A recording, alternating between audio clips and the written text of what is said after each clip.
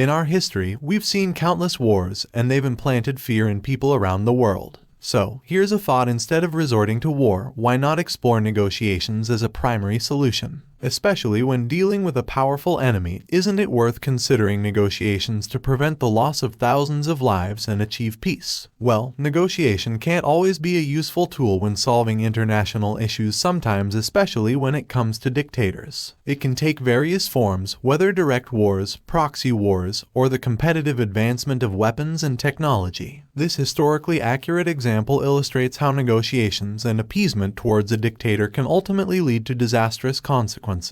The Munich Agreement, signed in 1938, played a significant role in the lead-up to World War II. It allowed Nazi Germany, under Adolf Hitler, to annex a portion of Czechoslovakia known as the Sudetenland without facing any immediate military consequences. After gaining momentum and development in Germany, Adolf Hitler first annexed Austria, where he was born. Britain and France watched and let that happen without taking action.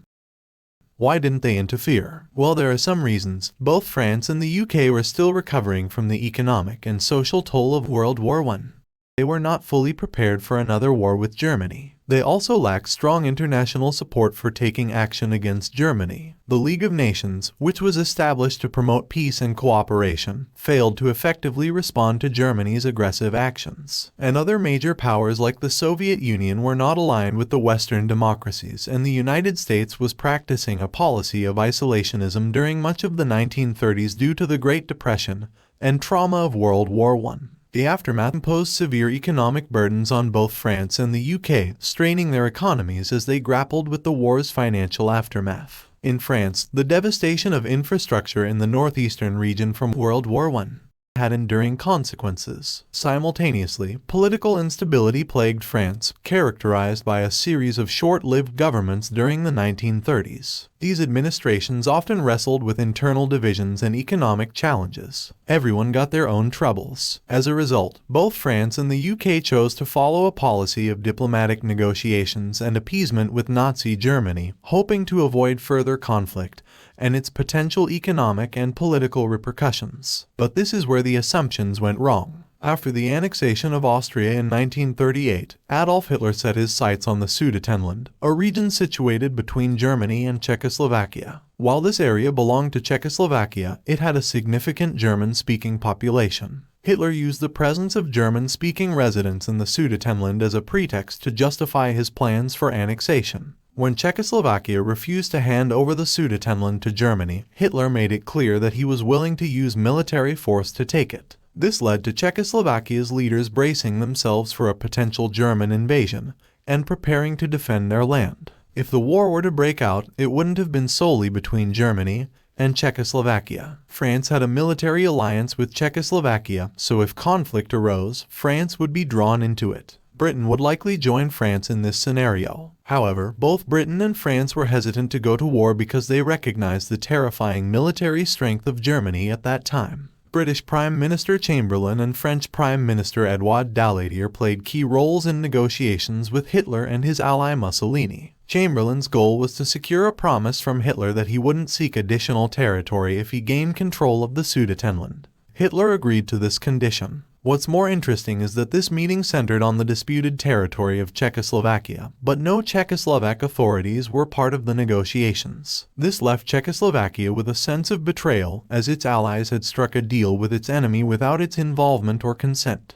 But Czechoslovakia couldn't do anything as its allies agreed to do so. This agreement is known as the Munich Agreement. It was signed on September 30, 1938 and allowed Hitler to annex the Sudetenland without facing any immediate military consequences. The policy of appeasement, which aimed to prevent another war, backfired. Instead of deterring Hitler, it gave him confidence. Hitler saw Western powers' reluctance to challenge him as a sign of weakness. The Munich Agreement was a turning point which let Germany take the Sudetenland without resistance. It showed that Western democracies were hesitant to confront Hitler's aggression. This perception of appeasement only emboldened Hitler. He became more aggressive in pursuing his territorial ambitions, leading to the invasion of Poland in 1939. This invasion, in response, prompted Britain and France to fulfill their commitments and declare war on Germany, officially starting World War II. The Munich Agreement serves as a reminder of the dangers of appeasement and the potential consequences of not confronting aggressive dictators early on. Some criticized Chamberlain for appeasing Hitler, believing it emboldened him. However, others saw it as a temporary delay, giving allies more time to prepare for the inevitable war, as they knew Hitler's expansion wouldn't stop. Winston Churchill, who would later become the UK's Prime Minister after Chamberlain, held strong doubts about the effectiveness of the Appeasement Agreement and that it would not stop Hitler's expansion at all. He famously remarked, "You were given the choice between war and dishonor. You chose dishonor and you will have war." The Munich Agreement, which allowed Hitler to annex Sudetenland without resistance, was an attempt to avoid conflict. But it actually emboldened Hitler as he saw the Western powers as weak. This led to the invasion of Poland in 1939 and the start of a devastating war. This teaches us that in international relations it's crucial to have credible deterrence. Leaders must be willing to stand up to aggression and take action when needed.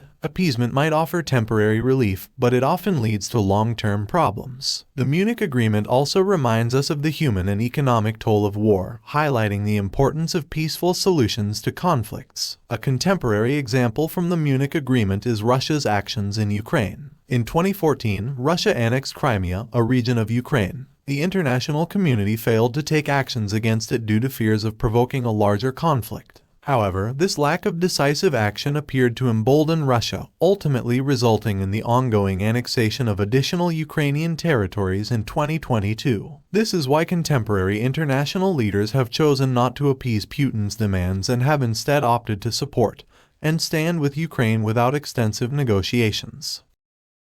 Today, these lessons influence foreign policy decisions. Leaders today are cautious about making the same errors as in the past and understand the importance of demonstrating strength and determination in diplomacy. The effective diplomacy must be based on a deep comprehension of other nations' intentions, and sustaining peace demands a steadfast dedication to international standards and agreements.